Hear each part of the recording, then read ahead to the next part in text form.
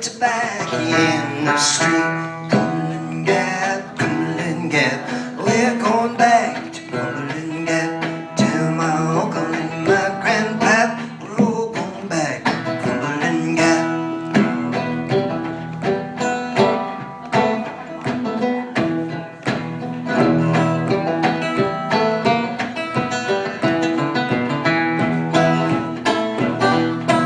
In 1862, Morgan's Yankees all withdrew. Spike Long Tom on the mountain top.